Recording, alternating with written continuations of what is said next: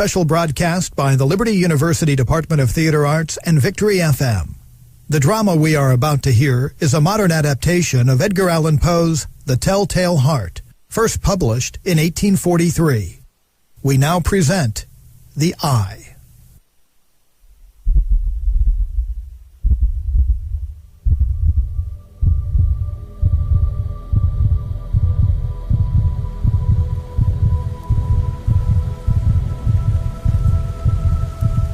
Look with your heart, and let your eyes interpret. My father used to tell me that. I think he stole it from Jane Eyre. I never really understood it. But looking down at the casket where my father lay, I found that there was nothing to interpret. Just emptiness. An emptiness that, days before, had been full of love, empathy, and joy in the simplest of things. I felt the warm sting of fresh tears welling up in my eyes. If this is too much for you, Chris, we can sit back down. No, I'm all right. I'm sorry it's raining. The forecast was... He looks hollow, doesn't he? It's unnerving. I don't want the last memory of my father to be of an expressionless corpse. Chris, that's a little inappropriate, don't you think? Look at him. This is nothing like the man I remember. Chris, don't... Don't what, Charlotte? Get upset? In case you haven't realized, my father is lying dead in a box in the middle of a pouring down rain in a rundown cemetery in the middle of Queens. Meanwhile, his son, who didn't make life especially easy for him while he was alive, and who certainly didn't act like he cared for him during his last living conversation, is alive and well and rambling about the Lower East Side as if nothing has happened. I think I'm allowed to be a little upset.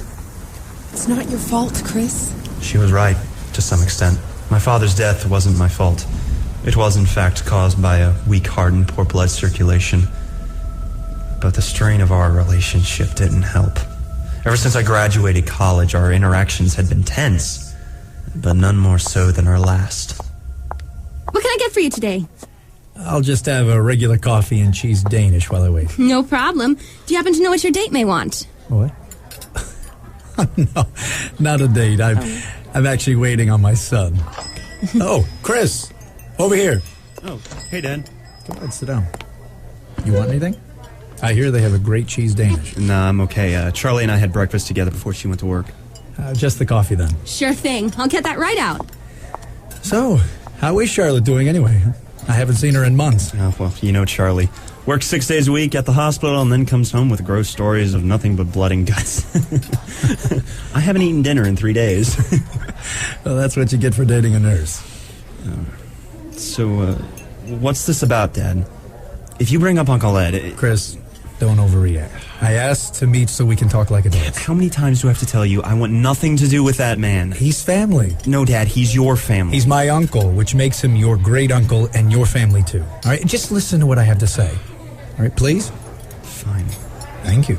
Look, Chris, your Uncle Edward is not doing well at all. I mean, he's gotten to the point where he can hardly move by himself. His scars still hurt. He wakes up in the middle of the night, yelling things I can't understand and clawing at his face. It's all I can do to keep him restrained. Post-traumatic stress? I guess so. I would take him somewhere to get help or even send him to that home we looked at upstate, but... But you don't have the money. I've been saving every penny I can, but it's hard when I'm with him most of the day. I mean, I barely make enough for groceries, working the pharmacy on Saturdays. To make matters worse, my cousin's daughter's getting married in 2 weeks in Mississippi. Listen, I told them I would be there. But I can't drive that far, and I can't take Edward on a plane. So...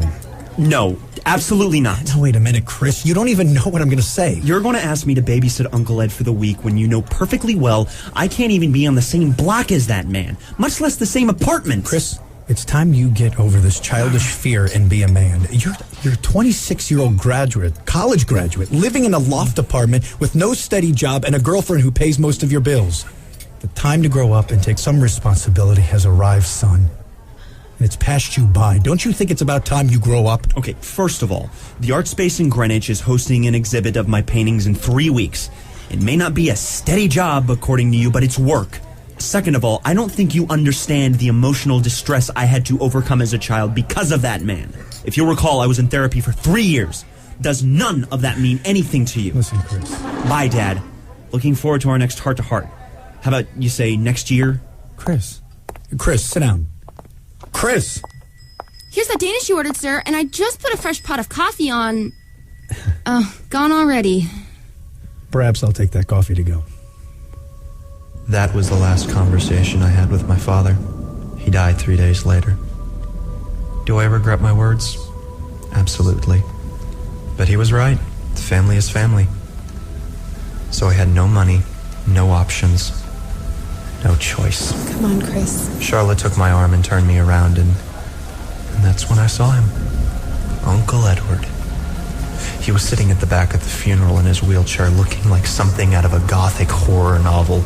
A shriveled, balding fraction of a man, the right side of his face covered in heavy scarring.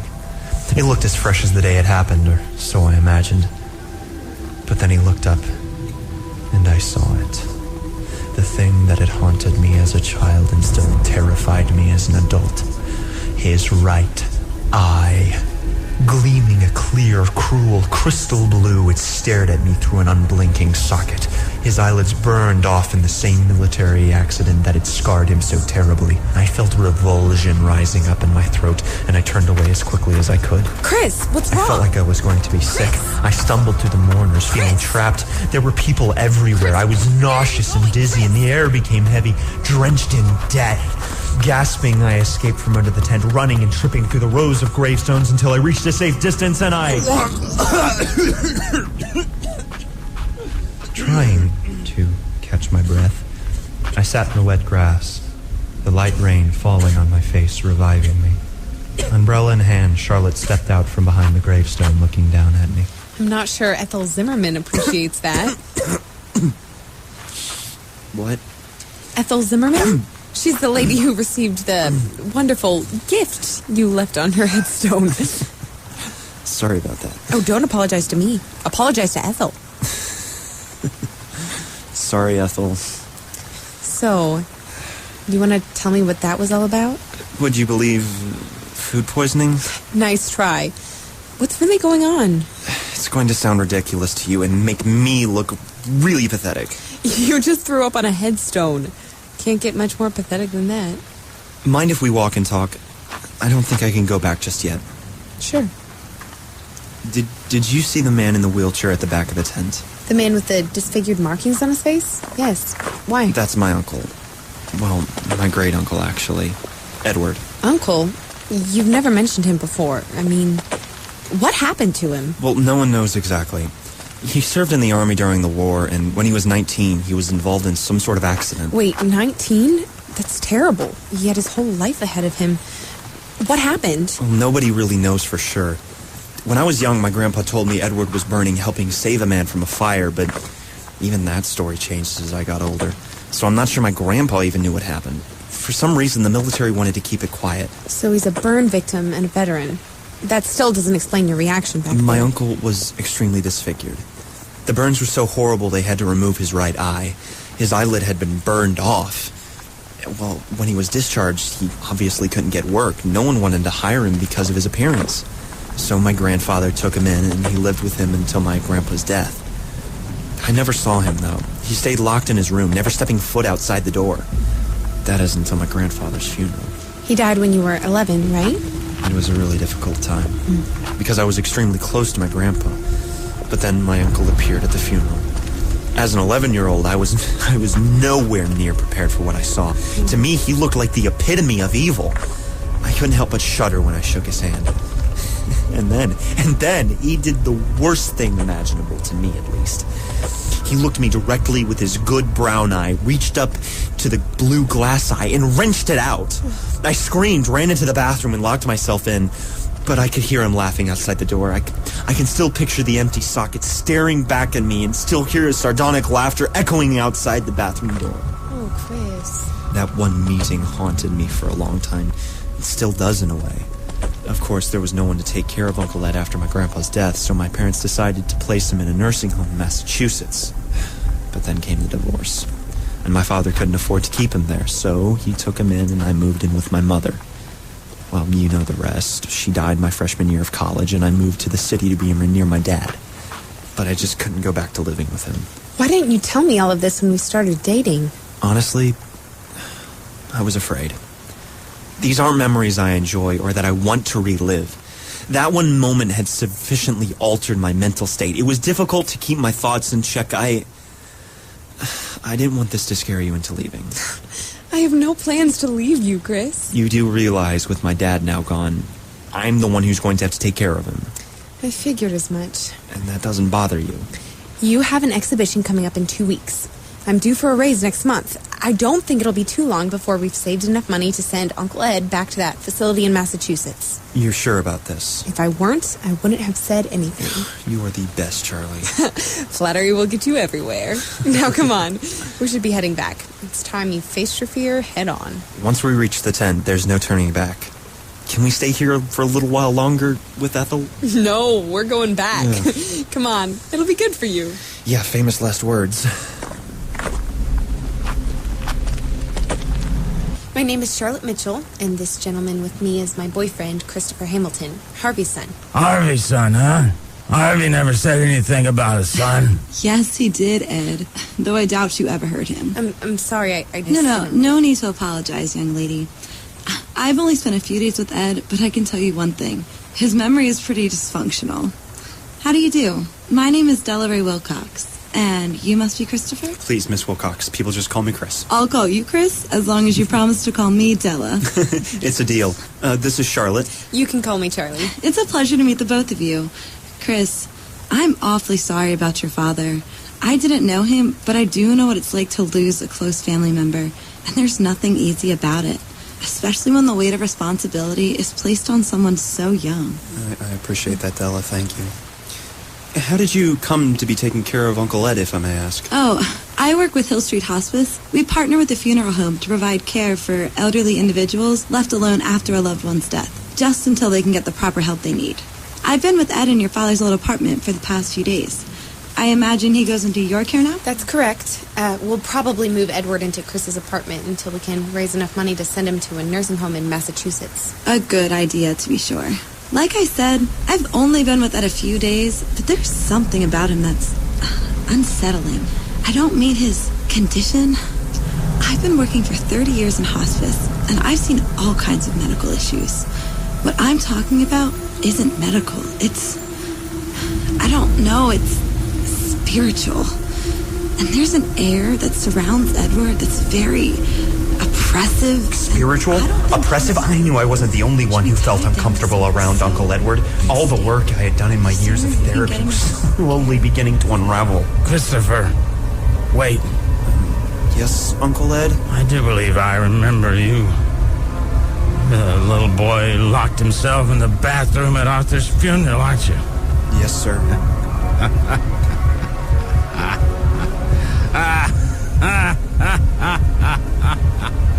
The laughter hit my ears like a horrible screeching cacophony. I felt my knees grow weak and grabbed Charlie for support.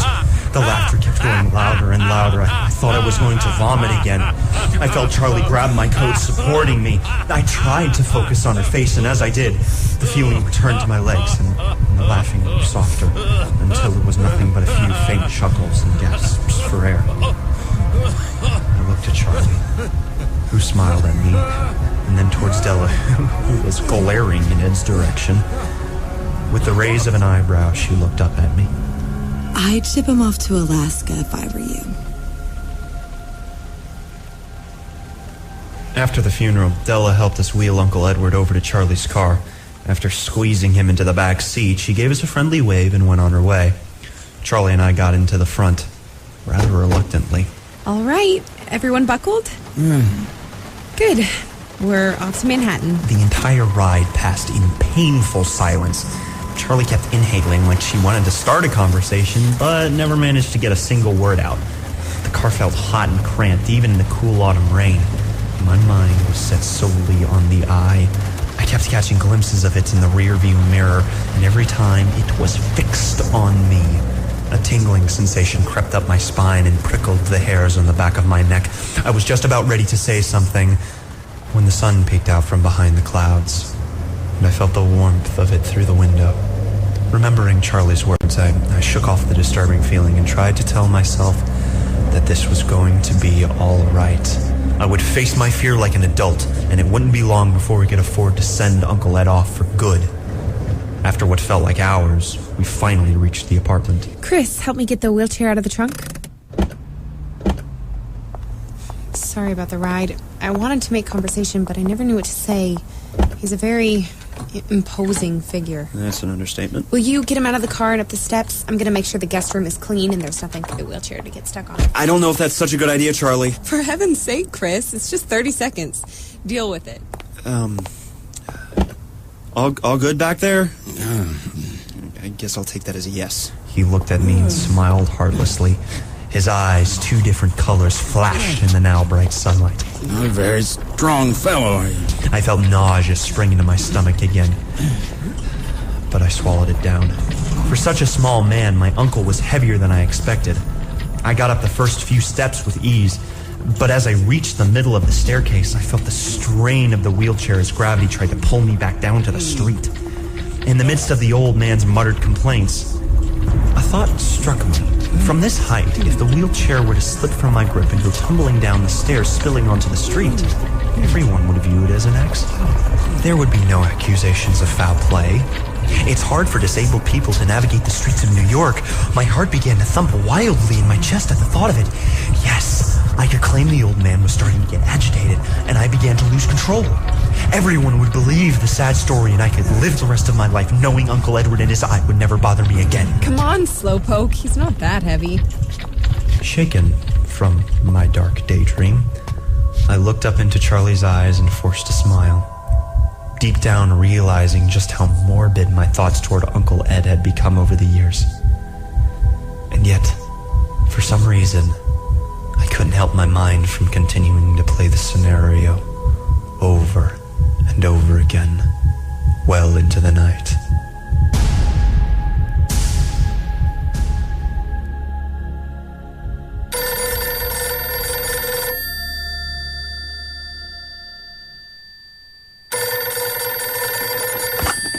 Chris Hamilton. Chris, Billy Webster from the Art Space. Hey, Billy. It's good to hear from you.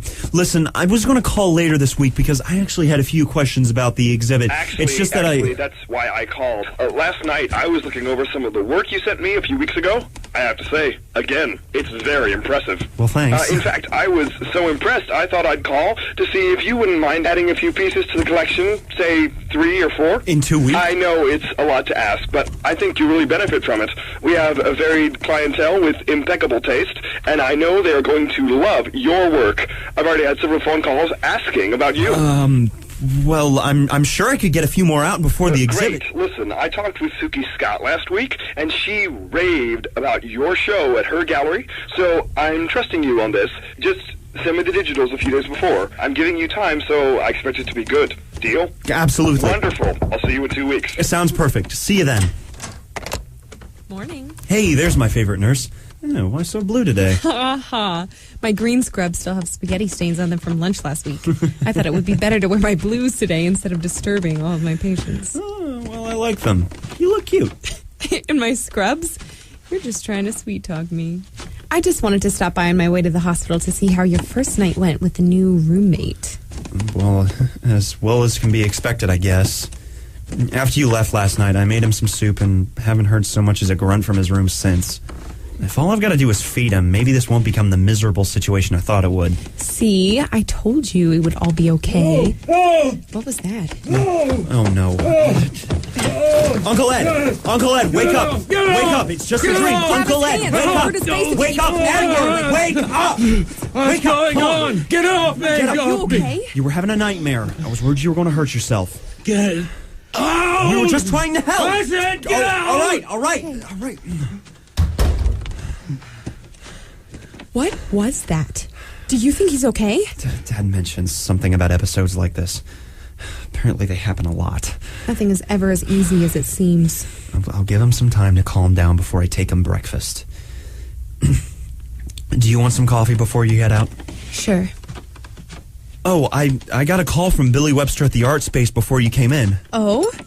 What did he want? Well, he said he'd been looking over my stuff and talking with Suki Scott. And, well, now he wants me to add another 3 or 4 new pieces to the exhibit. That's great. Well, yeah, but I don't know. 3 new pieces in 2 weeks? That's a little daunting. Especially when I don't have any idea what to paint. Paint what you know. Which is... You're the artist here. Paint. I've got it. You want to face your fear, right? How many times do I have to keep hearing this? Calm down. I was just going to suggest a good way of facing it might be to make it tangible. You should paint your fear. How am I supposed to do that? Come on, Chris. I can't be both nurse and artist. I'm serious. I don't know. Maybe close your eyes. Remember the details of your most frightening experiences, and then let your hands do the rest. You know, that's not a bad idea. Huh. Maybe I should quit my job and become a starving artist as well. I am not a starving artist. Oh, excuse me. I forgot about your diet. Blueberry Pop-Tarts, fried bologna, and pink lemonade. It's called brain food. Call it what you will. It's disgusting. Oh, what time is it? 8:30. What? Already? If I'm late, I can kiss that Raise goodbye, and then we'll never be rid of you-know-who. What about coffee? Gonna have to wait till tonight, babe. See you for dinner. Sushi? Sushi. Bye. After Charlie left, I figured it would probably be a good idea to check on Edward. I tiptoed to the door and pressed my ear against it. Hearing nothing, I assumed he had fallen back to sleep, so I made my way toward the back of the apartment to my studio. Several half-finished canvases lay strewn around the floor. I found a blank one and set it on the easel by the window. Natural light was a must for me as I painted. I sat down and squirted a few colors onto my palette. A deep blue, white, purple, and a black. With a deep breath, I closed my eyes and waited for an image to appear. At first, there was nothing. I tried to concentrate, remembering the events of my grandfather's funeral and my first encounter with my great-uncle. The events played out normally at first. I saw the open casket, the silent tears of my father, and the groups of people dressed in black softly conversing with one another. Then suddenly, Edward appeared. Dressed in his black suit, a hideously scarred demon sent to taunt me.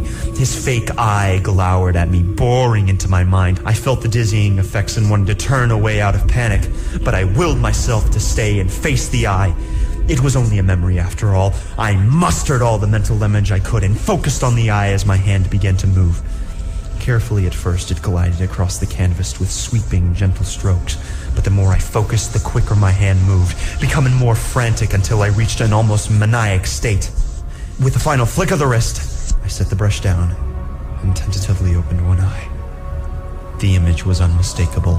Staring directly back at me from the canvas was an abstract version of Uncle Edward's eye. The blue was just as clear and cruel as it was in real life, and I shuddered at how well it had turned out. I gently lifted the painting from the easel and carried it over to the window. What's all this mess? What are you doing? Can't you see that I'm working? The painting's probably ruined now, thanks to you. I angrily picked up the painting and surveyed the damage. As it fell, an easel had flopped a red paintbrush onto the canvas, and now crimson paint was now speckled across the blue eye. Oddly, it made the painting even more sinister. But I was too furious to care. The easel had splintered into several sharp pieces. I grabbed one and held it in my fist, clasping it so tightly my knuckles turned white.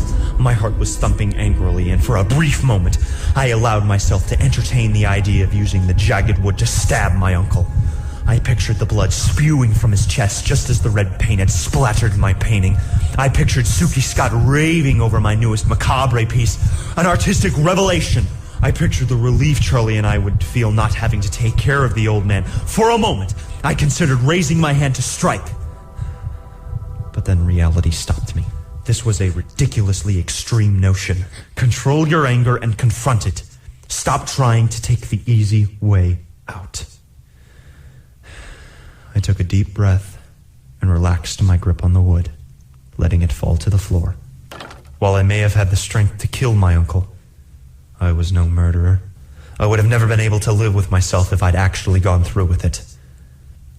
As the gravity of my overreaction became clearer to me, I began to laugh weakly to relieve my tension.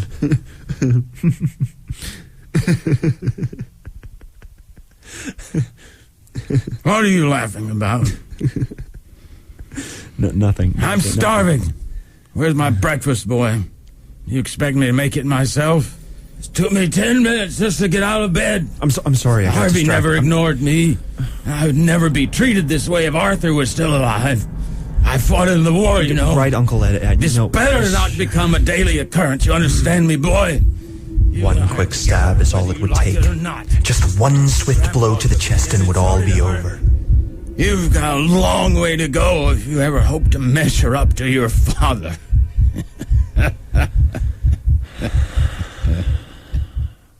I'll get your breakfast, Uncle Ed.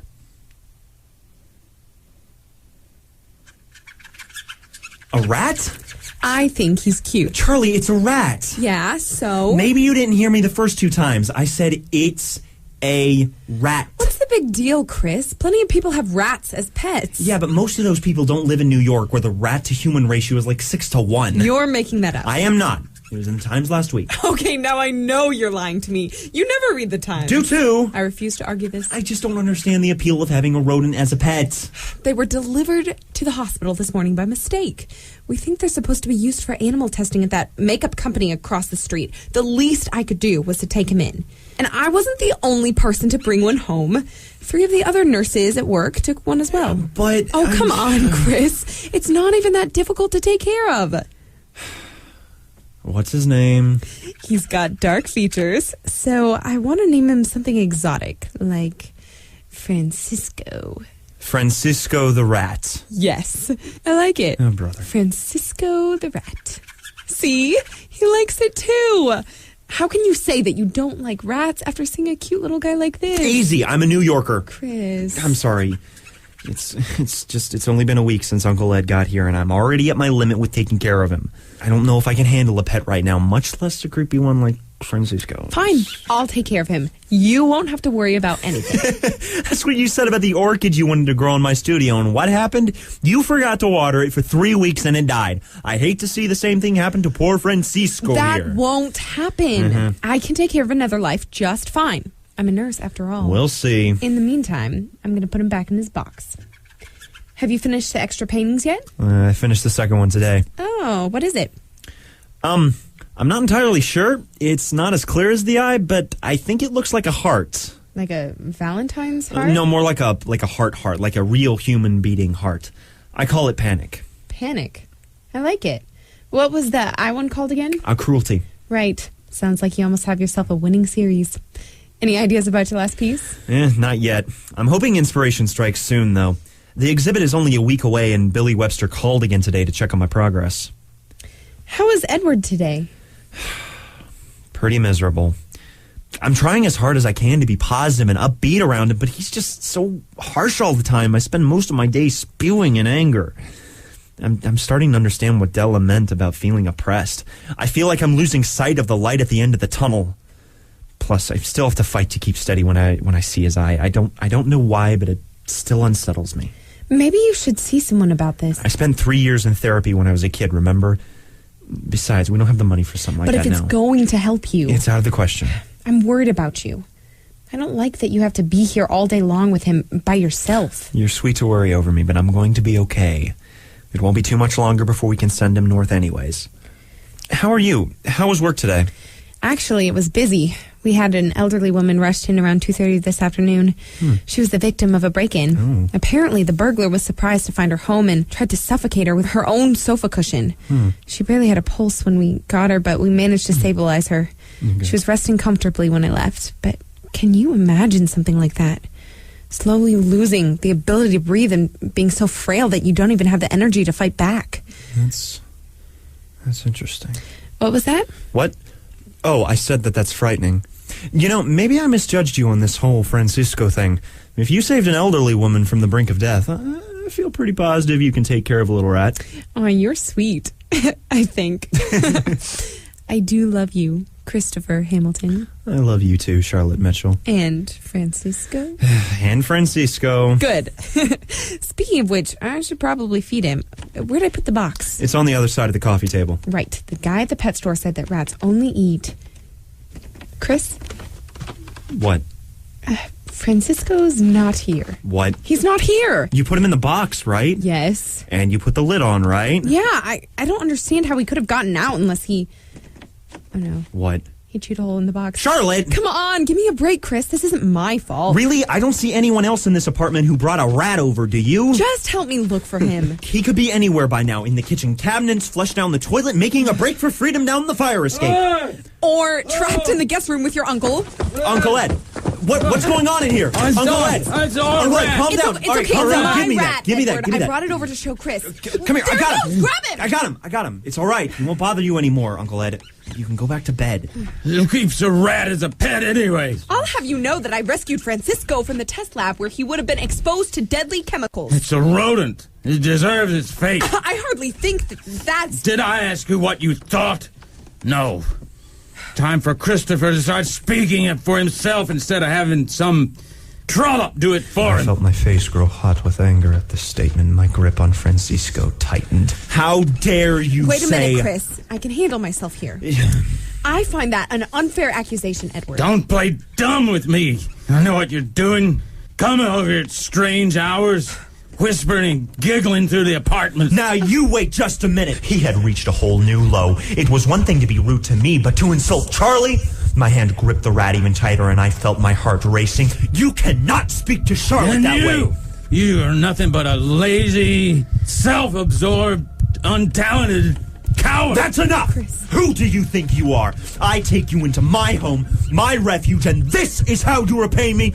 You insulting, callous shell of a man! Chris. If it weren't for me, where would you be? On the street. Would you like that, huh? Because I have had enough of you and your attitude. Chris. And furthermore, Chris. what, Charlotte?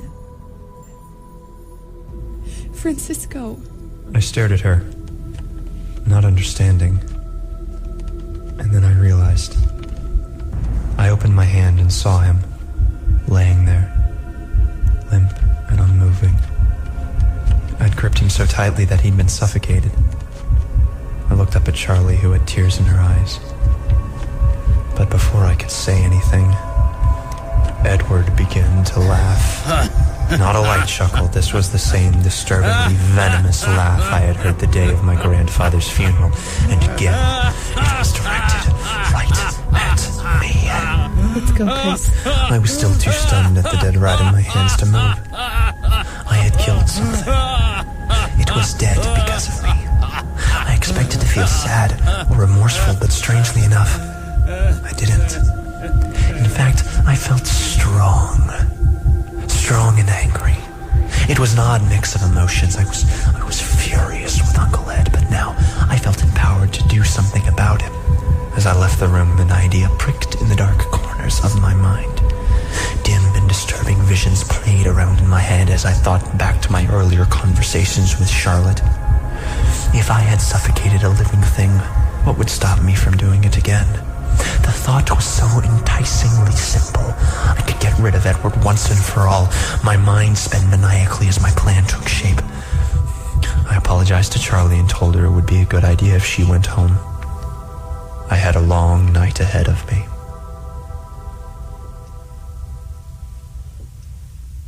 Are you sure she said she was okay with this? Charlie, I spoke with Della not an hour ago and she said it was fine. Edward can stay with her for the weekend while we are opening the exhibit. Okay. What time do you think you'll be headed back home? Not until late. I have to stop by the art space and start setting up. Well, Billy's actually letting me put together the exhibit myself. And not to mention, I still have one more piece to finish up when I get home. I don't think I'll be getting much sleep tonight. Well, please be careful. You need to be refreshed for tomorrow. Tell Della I said hello. I will. See you tomorrow. I wouldn't be telling Della hello because I wouldn't be seeing Della at all. It was a lie, yes, but one necessary to my plan. Edward and I were already at the art space. I had told him we were stopping on our way to Della's house so I could drop off my work for the exhibit. But that wasn't the only reason. It's drafty in here. Why did I have to get out of the car? He was right. It was cold in the studio. Billy had bought the space as a rundown warehouse originally built in the late 1800s. He'd brought it up to code, but wanted to maintain the historic feel, so he kept most of the original architecture, including the large wooden floorboards, making this spot the perfect location for my plan. I wanted you to see the work I've done. I'm not as lazy as you may think. I remained relaxed as I carried the paintings in from my car. I had to make sure Edward felt a sense of calm before I struck.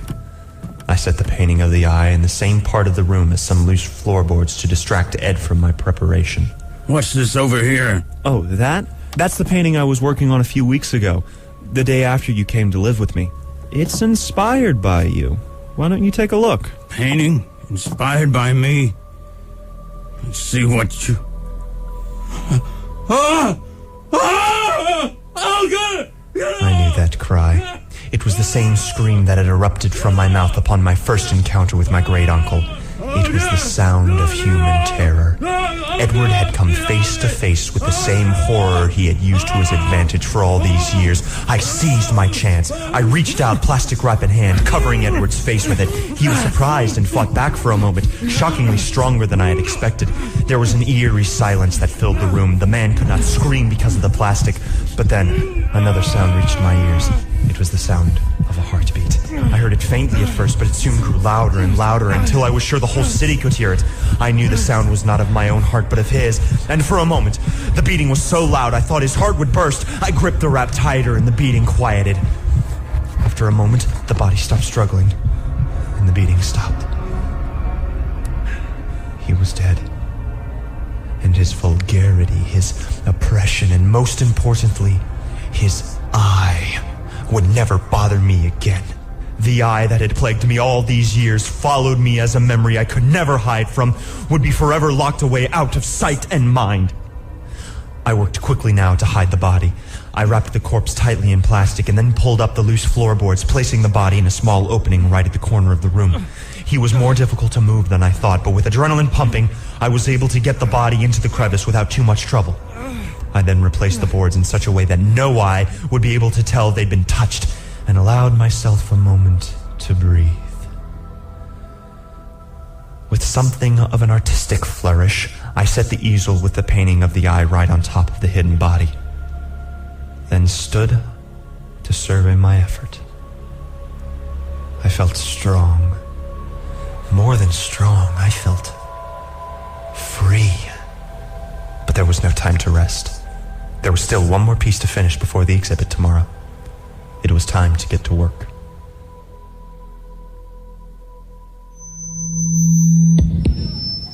Ladies and gentlemen, may I have your attention? Thank you. As you all know, we are here tonight to celebrate the work of a fantastic rising artist, Mr. Christopher Hamilton. Chris's work is daring and explosive. The Art Space is thrilled to be hosting him for the next 2 weeks. And now, I'd like to invite him to say a few words. Chris. Thanks, Billy. I'm not sure I deserve that introduction, but hey, I'll take it.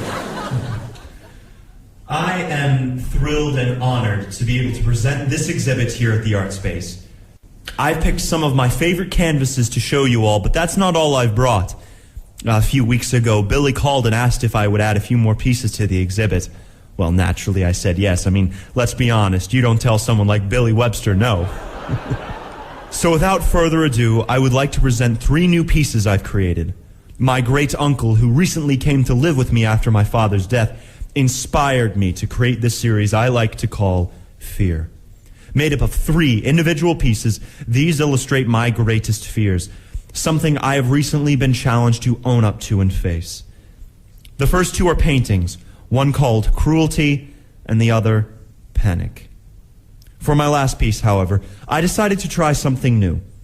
Using just one color, black, I have attempted to illustrate my fear of death.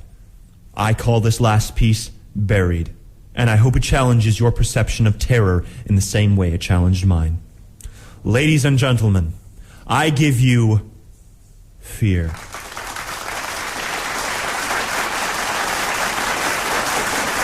Chris, it's going well, don't you think? How do you feel? I feel wonderful. I'm so proud of you. I was proud of me, too. You worked so hard and Not only were people enjoying my artwork, but no one, not one person had any inkling of my secret. I'd almost convinced myself the previous evening hadn't happened. I felt remarkably at ease. Chris, do you have a moment? I'd like you to meet Thomas Bartlett and Virginia Shaw from the Grant Gallery at Hartford. How do you do? I must say this is quite the show. I'm especially intrigued by your set on fear. I love the brushstrokes in Panic and your use of splattering and cruelty. But what really gets me is your lack of color in Buried and the effectiveness it has. What gave you the inspiration for that piece in particular? Well, my father recently passed away, and my great-uncle, who is severely disfigured and near death, moved into my apartment. My mind has been so caught up in these circumstances, it's been very difficult for my art not to be affected. I see. I suppose I ought to mention that our museum is currently in the process of handing out some rather sizable commissions, and we are very impressed by your work here. Well, thank you. I appreciate that. Here's my card. Thomas and I would love to meet with you in the next few days while we're still in the city. Give us a call tomorrow and let's set something up. Will do. Very nice to meet you, Chris. And you as well. Enjoy your evening. I continued to have conversations like this for the next hour. People loved my work. I was getting offers right and left. I felt cheerily confident, my manner convincing everyone of my sincerity. I had gotten away with it. Or at least very nearly. If I can make it through the next few hours, I would be free for good. But as the evening passed, I felt myself starting to heat up. I loosened my tie and unbuttoned my collar. A headache sprung up surprisingly fast. I found myself looking for a place to sit down just as my ears began to ring. I tried to focus on the room and all of the people in it, but the more effort I made, the sicker I felt. My gaze rested on the painting of the eye, and I felt my stomach turn. Something was not right. Chris, are you feeling all right? You don't look well.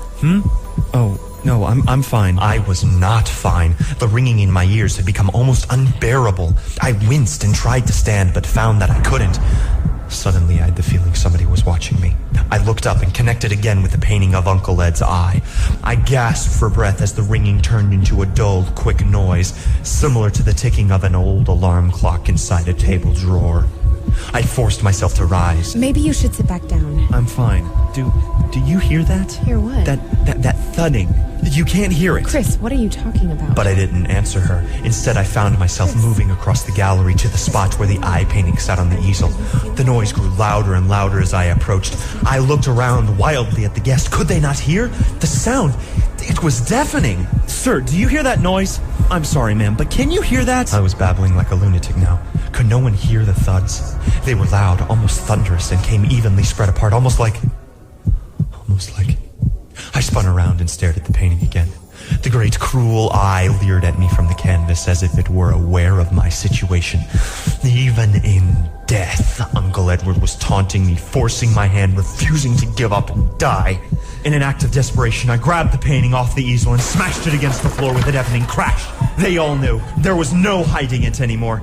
The noise, it was incredible. They must have all heard it by now. They were mocking me, poking fun at the agony, the terror I was experiencing. My chest was closing up and I found the words escape my mouth, unable to hold them in any longer. I admit it! It was me, I did it! Viciously, I bent down and began tearing up the wooden planks. He's here! He's here, please! Please just make it stop! The plastic felt cool and sweaty in my palms. I pulled the body out of the floor. There was screams around the room as all eyes slowly locked onto the plastic-covered corpse laying before me. I did it! Lock me away if that's what it takes! Just please, just make it stop! I began tearing away at the plastic. I pulled the remainder of the wrapping away from the face and I saw it. The eye. Open and gleaming, its stare burrowed its way into my mind again. I screamed as the sound overwhelmed me. The beating! It's unbearable! Can't you hear it? It's the beating of his hideous heart!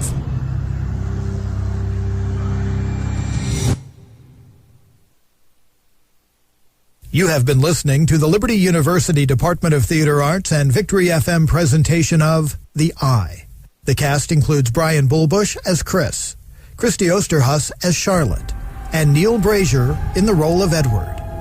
Additional cast members include Christopher Nelson, Cara Feraldi, Wesley Bryan, Nicole Piacentino, and Barry Govinsky. The Eye was written by Liberty University graduate Carson Burkett and directed and produced by David Steele. For more information about the Liberty Department of Theater Arts, visit liberty.edu/theater.